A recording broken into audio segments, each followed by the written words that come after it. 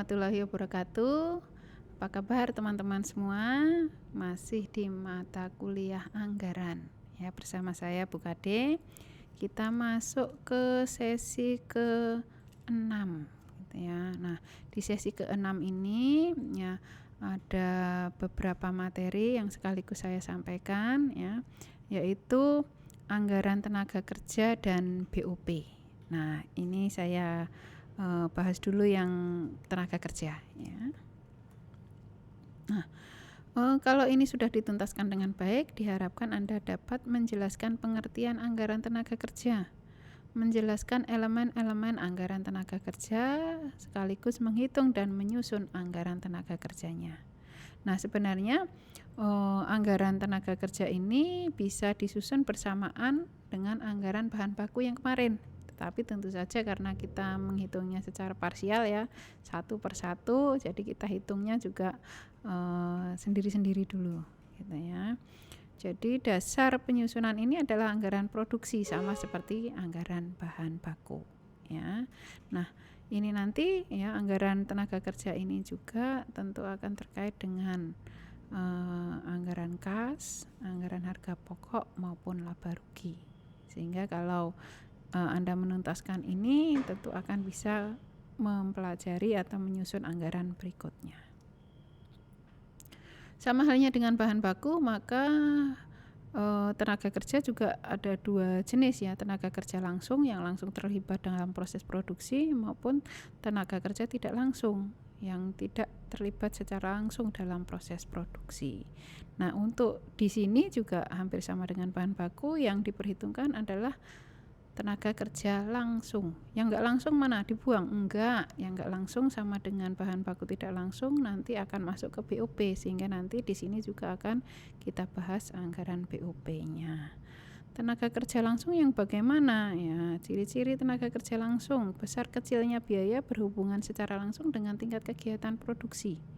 Jadi misalnya di suatu departemen produksi, suatu produk bisa diselesaikan dalam jangka waktu 2 jam kerja. Nah, tinggal berapa produk yang harus diselesaikan. Misalnya 100 produk berarti membutuhkan 200 jam kerja gitu.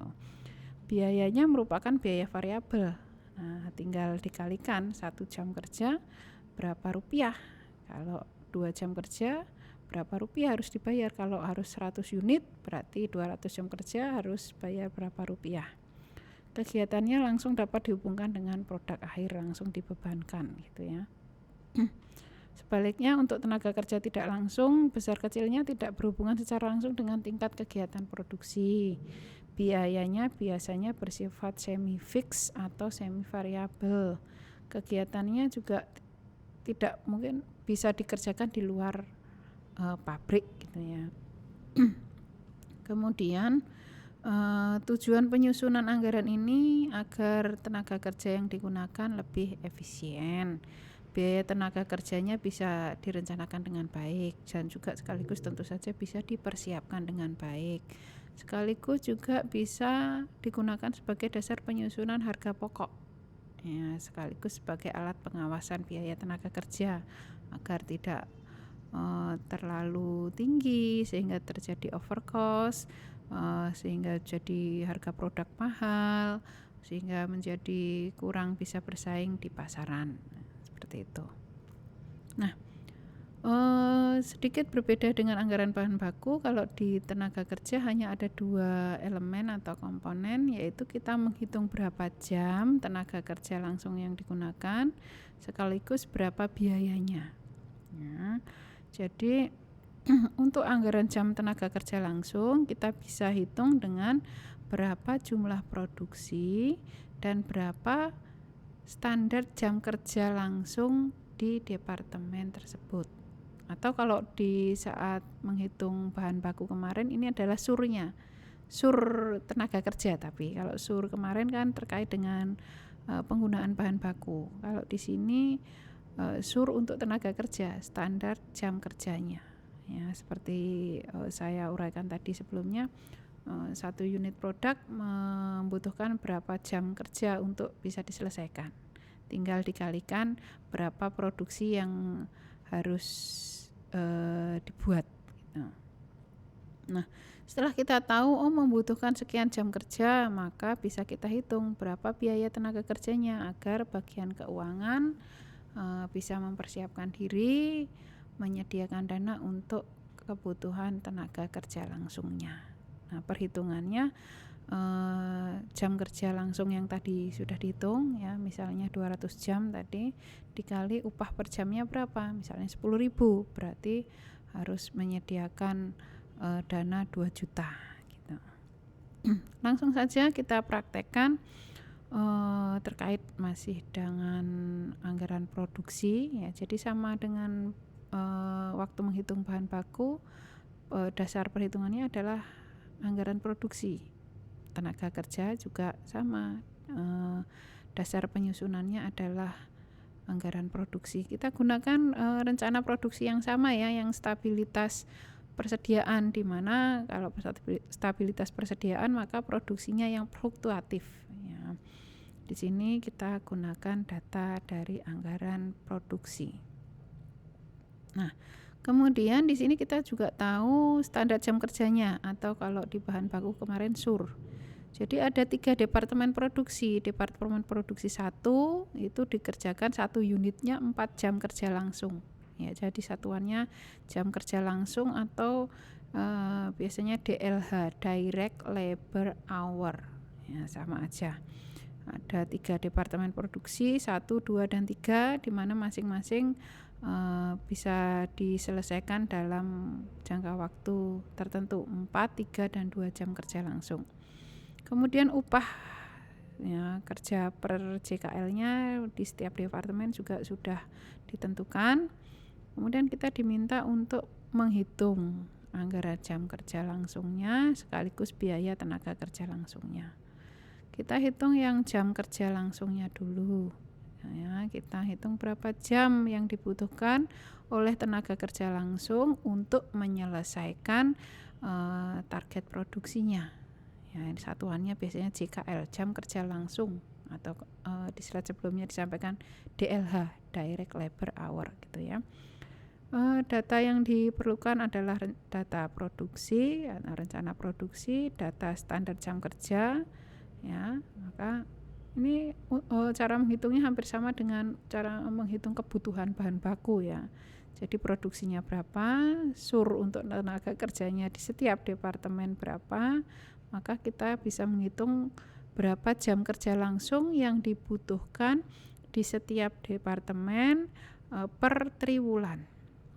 Ya, triwulan 1 departemen 1 membutuhkan 180.396 jam kerja langsung. Nah, demikian juga di departemen 2 dan 3. Sekaligus tentu saja kita harus hitung berapa jam kerja langsung yang diperlukan secara keseluruhan. Nah, setelah itu kita menghitung biaya tenaga kerjanya. Tadi menghabiskan sekian jam, kemudian biayanya berapa rupiah. Ya, berarti data yang diperlukan adalah data jam kerja langsung tadi beserta upah per JKL atau tarif per JKL di setiap departemen produksi. Sehingga kita nanti tinggal kalikan ya berapa jam yang dibutuhkan, berapa rupiah per jamnya, maka akan ditemukan biaya tenaga kerja langsung yang harus disiapkan, dana yang harus disiapkan baik di setiap triwulan untuk masing-masing departemen maupun secara total. Nah, jadi lebih sederhana dibandingkan dengan anggaran biaya bahan baku ya. Kemudian ini juga sekaligus ya, setelah tenaga kerja langsung kita sambung langsung dengan BOP ya. Jadi di sini tadi yang belum terhitung seperti bahan baku tidak langsung, tenaga kerja tidak langsung, merupakan beberapa komponen yang masuk dalam BOP ya. Setelah menuntaskan ini juga diharapkan Anda bisa menjelaskan pengertian anggaran BOP, menghitung dan menyusun anggaran BOP ya. Jadi di sini nanti kita akan melihat bagaimana cara menyusun anggaran BOP. Nah, untuk apa? Untuk melengkapi anggaran bahan baku maupun tenaga kerja untuk kita bisa gunakan dalam perhitungan anggaran harga pokok. Nah, makanya kita harus juga perhitungkan dengan baik. BOP adalah semua biaya yang dikeluarkan sehubungan dengan proses produksi, selain biaya bahan baku langsung dan tenaga kerja langsung. Jadi komponennya tidak hanya dua tadi, tidak hanya bahan baku tidak langsung dan tenaga kerja tidak langsung. Jadi ada banyak sekali komponen dari BOP, gitu ya. Nah, di sini kita harus, yang pertama kita harus bisa merencanakan besarnya anggaran BOP. Kita harus tahu dulu BOP itu atau biaya itu muncul apakah di departemen produksi atau di departemen jasa, ya, atau departemen jasa atau departemen pembantu itu ya. Nah, BOP yang muncul di departemen produksi bisa kita sebut BOP langsung. BOP yang muncul di departemen jasa atau pembantu kita bisa sebut dengan BOP tidak langsung. Nah, masing-masing biaya yang muncul BOP tadi biasanya ada yang bersifat tetap, variabel ataupun semi variabel. Nah, untuk biaya tetap juga masing-masing ada pihak-pihak yang berwenang untuk menentukan masing-masing biaya. Untuk biaya tetap siapa yang berwenang menentukan, biaya variabel maupun semi variabel.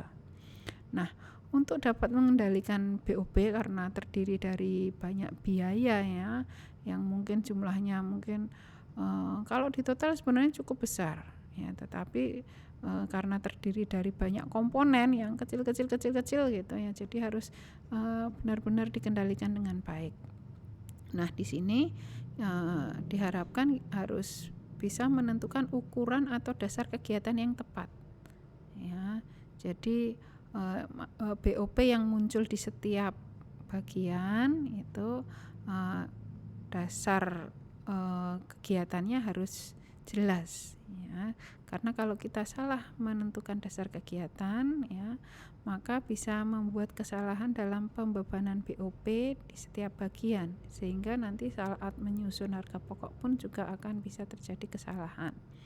Dasar kegiatannya seperti apa? Misalnya kalau di departemen produksi ya tergantung aktivitasnya. Nah, bisa juga unit, ya kan, satuannya unit. Nah, kalau suatu produk gitu ya, atau satuannya tergantung, atau jam mesin langsung ya tergantung aktivitasnya apa gitu ya. Kalau di departemen jasa misalnya di departemen perbaikan mungkin jam perbaikan ya, atau di departemen pembangkit listrik ya satuannya kWh dan sebagainya. Nah, untuk penyusunan anggaran BOP tentu saja bertujuan untuk mengetahui penggunaan biaya secara lebih efisien, karena juga sebagai komponen penentuan harga pokok ya. Kemudian mengetahui pengalokasian BOP sesuai dengan departemen biaya di mana biaya dibebankan, juga sebagai alat pengawasan BOP ya. Nah, untuk penyusunan BOP itu sendiri nanti setelah nanti diperhitungkan, maka biasanya BOP nanti harus dialokasikan ke bagian produksi sehingga nanti bisa dipergunakan untuk perhitungan-perhitungan berikutnya ya. Alokasi BOP di departemen pembantu nanti harus dialokasikan ke departemen produksi terlebih dahulu sebelum digunakan sebagai perhitungan berikutnya. Nah, metode pembebanan tadi bisa dilakukan sebenarnya ada dua cara, metode alokasi langsung dan alokasi tidak langsung. Nah, di sini Bu Kade hanya karena berbagai keterbatasan hanya sampaikan yang alokasi langsung. Nah, yang tidak langsung bisa Anda pelajari sendiri, tetapi kalau ada yang kurang jelas juga boleh didiskusikan gitu ya. Metode alokasi langsung ini digunakan apabila BOP yang muncul di departemen jasa nanti dialokasikan ke tiap-tiap departemen produksi yang menggunakan jasa dari departemen jasa tersebut. Nah, kemudian Ini bisa dilakukan metode ini apabila semua jasa yang dilakukan oleh departemen jasa itu digunakan oleh departemen produksi. Ya, jadi misalnya departemen perbaikan tadi ya, semua yang dikerjakan di departemen perbaikan adalah untuk kepentingan departemen produksi. Nah, sehingga nanti biaya yang muncul harus dibebankan ke bagian produksi yang menggunakan jasanya, gitu ya. Jadi secara langsung dialokasikan sesuai dengan penggunaan jasanya. Nah, untuk lebih jelasnya mungkin bisa kita aplikasikan. Nah, ini misalnya di suatu perusahaan ada BOP yang muncul di setiap bagian, baik di departemen produksi maupun di departemen jasa. Ya, departemen X, Y, Z di jasa 1 dan 2 misalnya ya. Nah, di sini juga ada keterangan bahwa departemen jasa 1 itu ya, aktivitasnya 50% digunakan untuk bagian produksi X, 30% untuk Y, dan 20% untuk Z. Jadi semua jasanya itu digunakan oleh departemen produksi yang ada di perusahaan, sehingga pembebanannya nanti langsung bisa dilakukan sesuai dengan prosentase yang digunakan, jasa yang digunakan. Nah, sehingga biaya yang timbul, BOP yang timbul di departemen jasa 1 ya, kita lihat dulu jasa 1 harus untuk perhitungan berikutnya harus kita bebankan terlebih dahulu ke departemen produksi sesuai dengan penggunaan jasanya. Produksi X tadi menggunakan 50%, jadi dia juga kena beban atau kena alokasi BOP dari jasa 1 sebesar 50%. Nah, demikian juga di jasa 2. Jasa 2 tadi ada muncul biaya 57 juta. Tapi biaya tersebut untuk melayani departemen produksi X 45%, sehingga produksi X akan menanggung alokasi biaya dari jasa 2 sebesar 45%. Nah, demikian seterusnya juga untuk Y dan Z. Nah, kemudian untuk perhitungan berikutnya, terutama untuk menghitung harga pokok nantinya, maka BOP yang muncul di departemen jasa terlebih dahulu harus dialokasikan ke departemen produksi, karena kan yang menggunakan jasanya adalah departemen produksi. Nah, sesuai dengan penggunaan jasa tadi ya, setelah dialokasikan, diperhitungkan alokasinya. Jadi kita bisa perhitungan seperti ini. Jadi sebenarnya tidak seruat yang dibayangkan ya. Ini awalnya semua departemen produksi maupun jasa memiliki biayanya masing-masing. Tetapi jasa 1 itu digunakan ya, departemen jasa 1 sebesar 22.500.000 itu digunakan oleh departemen produksi X, Y, dan Z. Tadi sudah kita perhitungkan sesuai dengan prosentasenya. Jadi sesuai dengan penggunaan tadi, maka biayanya dibebankan ke X, Y, dan Z. Sehingga karena sudah dibebankan, maka departemen jasa 1 sudah tidak lagi menanggung biaya, harus dinulkan. Demikian juga jasa 2, tadi sebesar 57 juta, tapi biaya tersebut dikeluarkan karena untuk melayani atau digunakan oleh departemen X, Y, dan Z. Sehingga sebesar 57 juta dialokasikan ke X, Y, Z sesuai dengan penggunaan jasanya. Demikian juga jasa 2, karena sudah dialokasikan kita harus nolkan biar tidak terjadi double ya. Nah, kemudian untuk perhitungan berikutnya saat kita menyusun anggaran, maka apabila muncul BOP, maka yang digunakan adalah BOP yang ini, yang terakhir, BOP di setiap departemen produksi setelah mendapatkan alokasi dari departemen jasa, karena dia menggunakan jasa dari departemen tersebut. Jadi kalau BOP departemen X tidak lagi 90 juta, tetapi 126 juta. Demikian juga Y dan Z. Nah, seperti itu ya. Jadi nanti yang digunakan perhitungan BOP adalah yang BOP total. Nah, itu contoh. Nah, ini juga misalnya contoh lain. Kalau tadi mungkin belum jelas, ini salah satu komponen BOP misalnya depresiasi. Perusahaan menanggung depresiasi misalnya sebesar 10 juta. Depresiasi bangunan ini ya.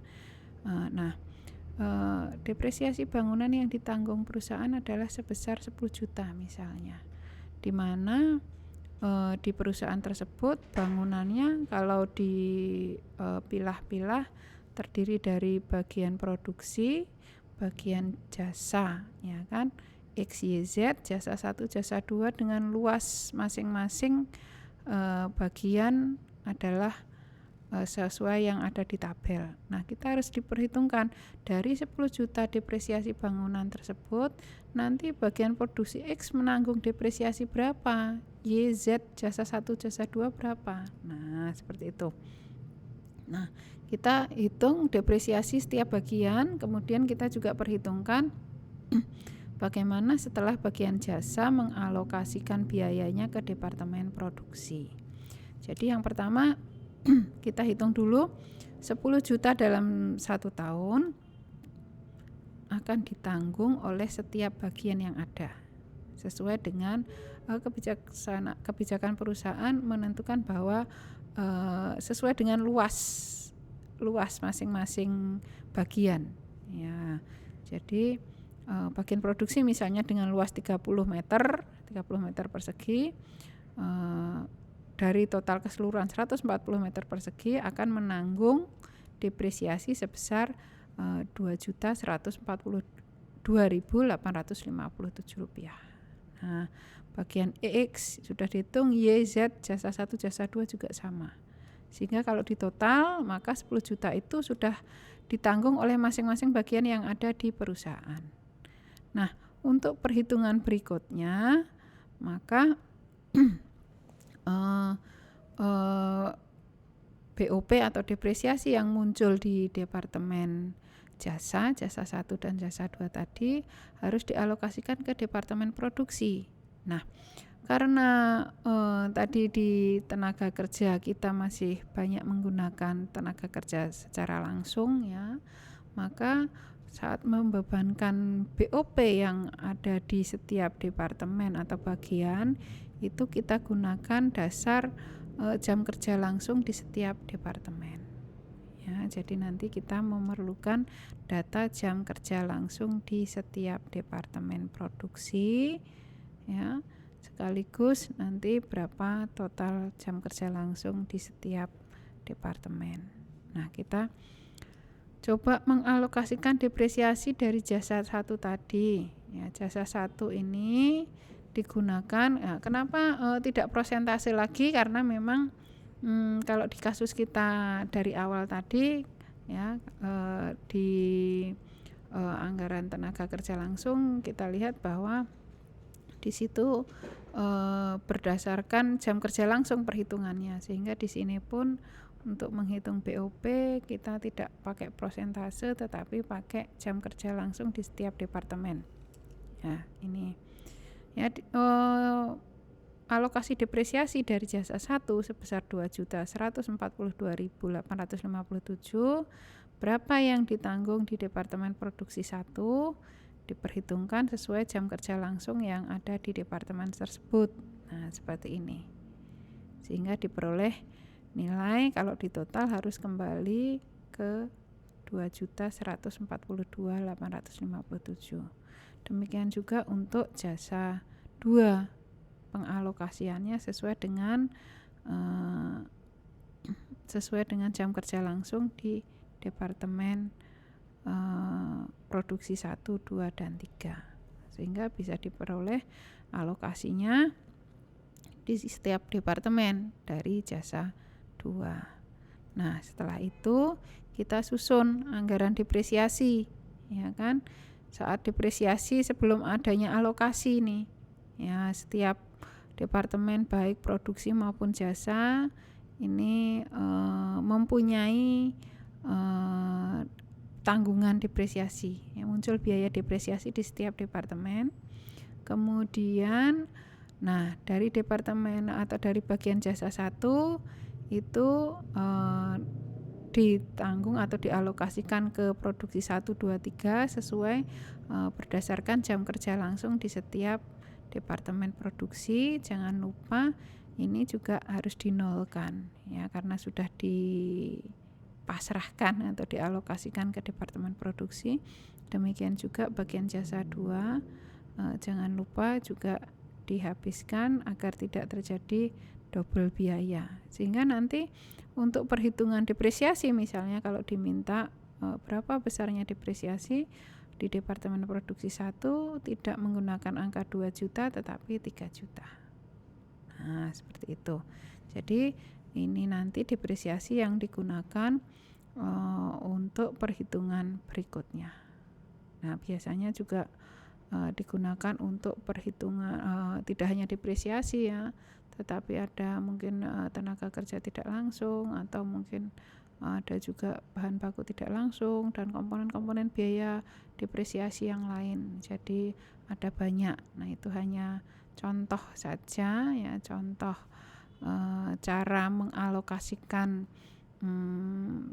biaya overhead atau BOP secara langsung dengan metode langsung. Jadi di mana biasanya semua jasa, ya, yang digunakan, ya, atau yang ada di departemen jasa itu semuanya digunakan oleh departemen produksi yang ada. Itu. Jadi alokasinya bisa secara langsung. Nanti bila mana Anda pelajari alokasi tidak langsung berbeda lagi. Kalau yang tidak langsung itu biasanya ada saling tukar jasa di antara departemen jasa dan produksi, ya. Jadi departemen jasa juga menggunakan jasa departemen produksi, demikian juga sebaliknya, maka alokasinya menjadi alokasi tidak langsung. Nanti bisa Anda pelajari lebih jauh dari berbagai referensi yang ada, dan bila mana masih ada kesulitan bisa kita diskusikan bersama. Demikian materi dari saya untuk sesi kali ini. Silahkan dituntaskan materinya, ya. Jangan lupa terkait dengan materi-materi sebelumnya juga harus dituntaskan, sehingga kedepannya kita lebih mudah untuk mempelajari materi-materi berikutnya. Terima kasih. Wassalamualaikum warahmatullahi wabarakatuh.